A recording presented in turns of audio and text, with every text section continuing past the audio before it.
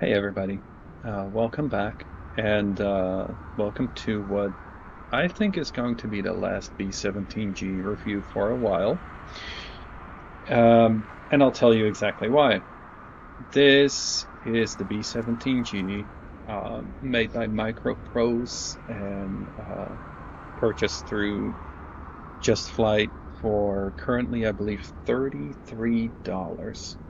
The V1 release was the 18th, 2 days ago,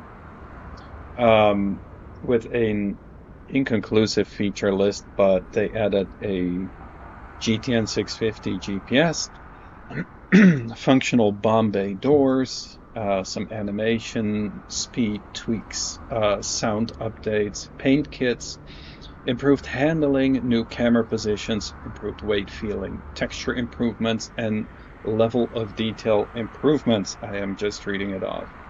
So why is this the last review? This is a V1. V1 should be a fairly finished product, right? It should at least be functional. So when we look inside, and you'll have to forgive some of the slower loading speed. I'm on a temporary system, so it takes a little bit more time. Either way, we are patient. We will wait for details to load in. The details are fine. Nothing in the cockpit is functional. That's not acceptable for a V1 release. Period. That's where a line is drawn. There are still very obvious issues. There is no lighting.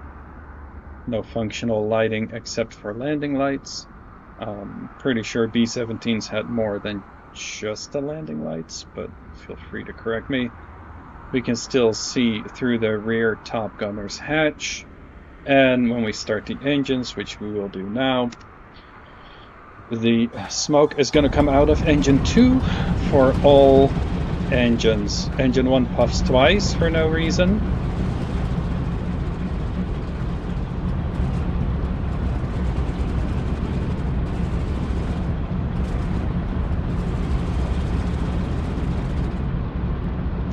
There we go.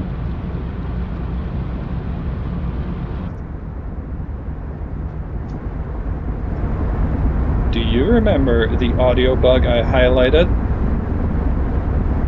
Do you hear it?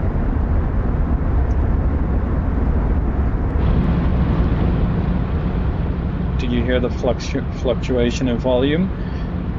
This was a bug that they supposedly hotfixed. Hotfixed my ass.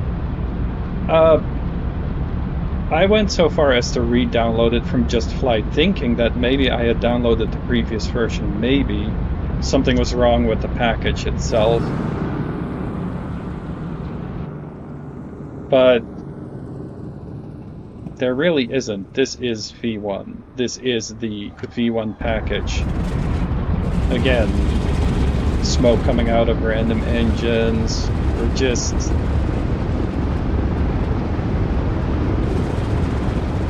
doing things to do things at this point, and I'm very confused.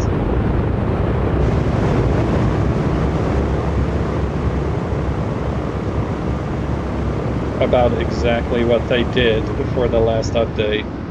Maybe they sent the wrong package to Just Flight. Maybe.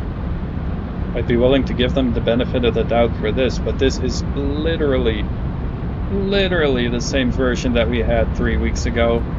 Nothing's been fixed, nothing's been changed, and this is a completely fresh install. As I said, I'm on a temporary system where my entire install for Flight Simulator 24 is just completely clean. Camera positions are still fucking ass.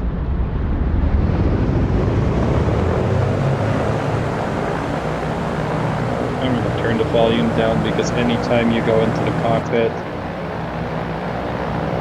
this is at the lowest possible volume and it is loud as shit. I'm recording it at 80% for you, so hopefully you don't go deaf listening to that. I am going deaf listening to it, but that's okay. Going deaf is only a small price to pay compared to my sanity. I'm just going to be brutally honest, and that's probably where I'm going to end the review anyways. Either something went horribly wrong with the package they provided to Just Flight. Also, you could just see the ground through the left rear gunner position, so that's cool. Either something went horribly wrong with the package they provided, or Microprose truly, in their heart of hearts, believes that this is an acceptable vehicle. And that's where I'm going to end it, because I don't think it is. And if you are thinking about spending $30, I'm just going to tell you, man, keep that money in your pocket for now, because this is ass. There is no other way to describe it. I've held out for improvements as through the weeks they've made, you know, slight improvements here and there. They refined the model, great. But you are not in any world going to tell me that a model with this many obvious bugs, with this many obvious missing features, with a non-functional cockpit, that is an acceptable V1 race. So I'm going to leave it there. To quote the report of the week, my disappointment is immeasurable and my day is ruined. I hope Microprose does better, because this most certainly is not it. And that's it. That was quick, only 6 minutes to get there. I'll see y'all on the next one.